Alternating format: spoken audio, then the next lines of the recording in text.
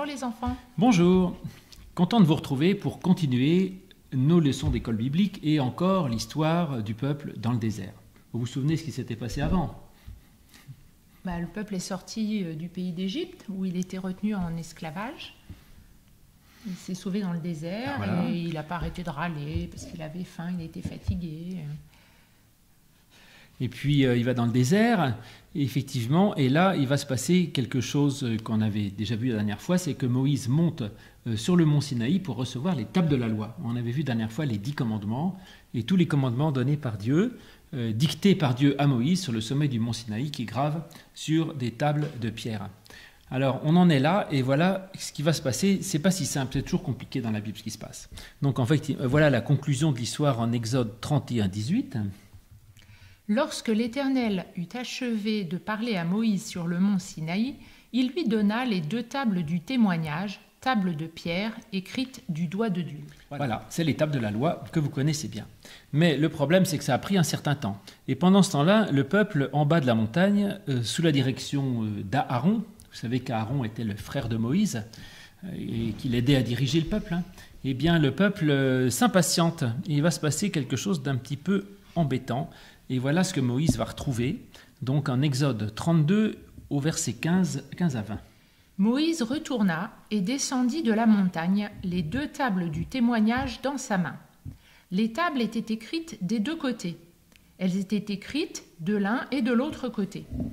Les tables étaient l'ouvrage de Dieu, et l'écriture était l'écriture de Dieu, gravée sur les tables. Josué entendit la voix du peuple qui poussait des cris et dit à Moïse: « Il y a un cri de guerre dans le camp. » Moïse répondit: « Ce n'est ni un cri de vainqueur, ni un cri de vaincu, ce que j'entends. Ce que j'entends, c'est la voix des gens qui chantent. » Et comme il approchait du camp, il vit le veau et les danses. La colère de Moïse s'enflamma. Il jeta de ses mains les tables et les brisa au pied de la montagne. Il prit le veau qu'ils avaient fait et le brûla au feu. Il le réduisit en poudre, répandit cette poudre à la surface de l'eau et fit boire les enfants d'Israël. Et oui, ça c'est ce qu'on appelle l'histoire du veau d'or. C'est-à-dire que le peuple s'impatientait en bas de la montagne, et du coup, au lieu d'attendre gentiment ou de prier Dieu, ils se disent, le Dieu c'est compliqué de le comprendre, on ne sait pas bien qui c'est, à quoi il ressemble, on ne sait pas, donc on va se faire nous un Dieu à notre image. Et donc ils se font un veau en or, une statue de veau ou de petits taureaux, et puis ils adorent une statue en fait en faisant des danses autour. Voilà, c'était effectivement une façon de faire, mais évidemment que c'était pas une très bonne idée, parce que nous on pense qu'adorer les statues c'est pas formidable, et Moïse pense la même chose. Alors Moïse n'est pas content, et on voit ce qu'il fait, donc il est furieux, c'est ça, et il casse les tables, il jette tout par terre, il dit « Ah mais c'est pas possible, je passe mon temps à m'occuper de ces gens-là, je les libère d'Égypte, je vais sur le mont Sinaï, j'écoute la parole de Dieu, je reviens, ils sont en train d'adorer un veau, mais c'est nul. » Et donc il casse tout. Alors, bon, il a cassé les tables, c'est pas malin, mais voilà comment Dieu va réagir, et ça c'est en Exode 34. L'Éternel dit à Moïse: « Taille 2 tables de pierre, comme les premières, et j'y écrirai les paroles qui étaient sur les premières tables que tu as brisées. Sois prêt de bonne heure, et tu monteras dès le matin sur le mont du Sinaï. Tu te tiendras là devant moi, sur le sommet de la montagne. Que personne ne monte avec toi, et que personne ne paraisse sur toute la montagne, et même que ni brebis ni bœufs ne paraissent près de cette montagne. » Moïse tailla 2 tables de pierre, comme les premières. Il se leva de bon matin et monta sur le mont Sinaï, selon l'ordre que l'Éternel lui avait donné, et il prit dans sa main les 2 tables de pierre. Voilà, et donc que va faire Moïse sous la direction de Dieu? C'est qu'il remonte sur la montagne et il refait 2 autres tables de la loi. Bon, alors, pas mal de choses là-dedans. D'abord, le peuple. Le peuple, il s'embête en bas, il s'impatiente, et finalement, on peut le comprendre un peu. Il n'y a aucun signe de Dieu, ça fait un moment qu'ils attendent, il n'y a plus leur chef qui les dirige. Et puis, il faut dire aussi que notre Dieu à nous, il n'est pas très commode, parce que On dit qu'il faut croire en Dieu, mais Dieu, on ne le voit pas. On dit qu'il nous parle, mais on n'entend pas clairement sa voix. On dit qu'il parle dans notre cœur, mais enfin bon, c'est pas toujours très clair. On dit qu'il nous soutient, qu'il nous aide, mais enfin bon, parfois on a des problèmes quand même. Et donc notre Dieu, c'est quand même un Dieu assez difficile. Moi, je crois que c'est un Dieu qui est vraiment présent, que c'est un Dieu qui vraiment nous parle et qui nous accompagne, et qui nous parle dans notre cœur, qui nous soutient. Mais c'est un Dieu pas facile à voir. Voilà, il y a un passage d'ailleurs dans le prophète Ésaïe où le prophète dit à Dieu, vraiment, tu es un Dieu caché. Donc c'est un Dieu caché. Donc c'est pas un Dieu commode. Et les gens simples, ils aiment les choses simples. Donc ils disent, moi je crois que ce que je vois, et donc tant qu'à faire d'avoir un Dieu, je voudrais qu'il soit brillant, joli, visible, qu'on puisse le regarder, le transporter. Voilà. Donc en fait, c'est ça le peuple qu'il a voulu. Et c'est vrai que c'est malheureusement parfois encore vrai aujourd'hui, où les gens préfèrent s'intéresser à des choses matérielles, concrètes, plutôt qu'à Dieu, qui est plus compliqué. Puis c'est difficile d'attendre aussi, d'être patient. C'est vrai, c'est difficile d'attendre, et les gens se découragent vite. On dit, il faut croire en Dieu, ça ne change rien dans ma vie, bon j'arrête. Attends, l'action de Dieu, tu as raison, c'est sur le long terme dans sa vie, et parfois il faut être patient, et Dieu ne répond pas tout de suite toujours à tout ce que l'on souhaiterait qu'il nous fasse, donc il faut du temps.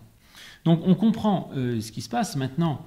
Ils ont eu tort quand même, ça n'explique pas, enfin ils ont eu tort de le faire, et puis j'ai dit qu'Aaron, le frère de Moïse, dirigeait le peuple, là on n'a pas tout lu, mais on dit que lui, il accepte finalement de prendre les bijoux, de les fondre pour faire la petite statuette de taureau en or. Aaron a eu tort, il n'aurait pas dû céder au peuple, il aurait dû avoir le courage d'affirmer, de dire non les gars, ça c'est pas comme ça, il faut pas.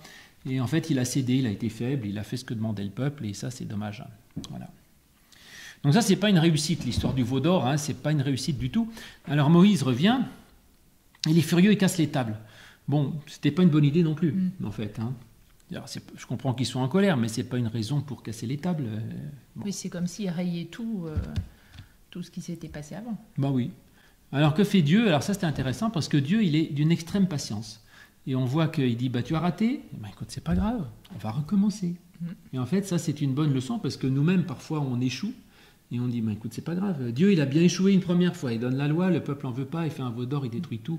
Et ça fait rien, on recommence. Donc cette patience infinie de Dieu qui accepte de refaire, de repartir, de recommencer. Et puis si tu as raté une fois, tu recommences. Et au coup d'après, ça ira peut-être mieux. Eh bien, je trouve que c'est assez bien, ça, comme idée de dire que, bon, voilà, on peut refaire, finalement, on peut refaire les choses. Et donc il recommence très patiemment. Et Dieu ne punit pas le peuple, d'ailleurs, je ne crois pas, non, dans l'affaire. Là, il n'en parle pas, en tout cas. Non, il n'est juste pas content, quoi. Il dit que ce n'est pas une bonne idée, mais en tout cas, il recommence très, très patiemment. Et puis, alors, les tables de la loi, donc finalement, il redescend les copies des tables de la loi, et puis il va les mettre ça c'est important, il va les mettre dans un coffre en bois d'acacia, qui sera recouvert d'or, et qu'on appelle l'Arche d'Alliance. Alors, l'Arche d'Alliance, ça va être un coffre que le peuple juif va transporter toujours avec lui quand il se promène dans le désert, un coffre avec 2 perches pour le porter comme un brancard, recouvert en or, et à l'intérieur, il y avait les tables de la loi, et pour eux, ça symbolisait la présence de Dieu.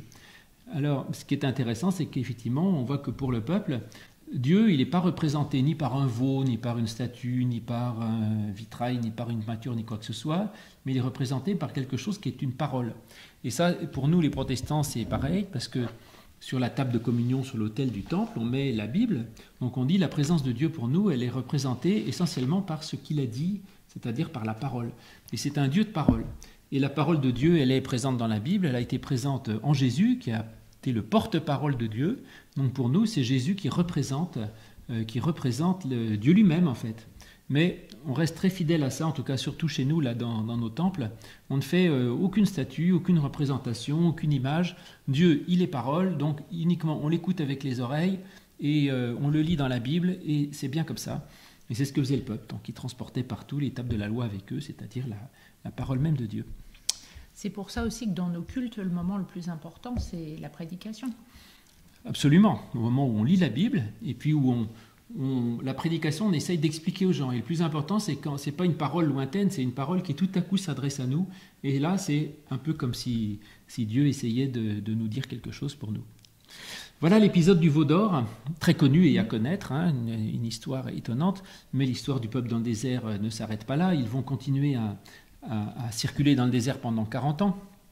Et puis finalement, ils vont finir par en sortir de ce désert. Et c'est ce que nous allons voir là la prochaine fois. Donc, à tout de suite. À tout de suite.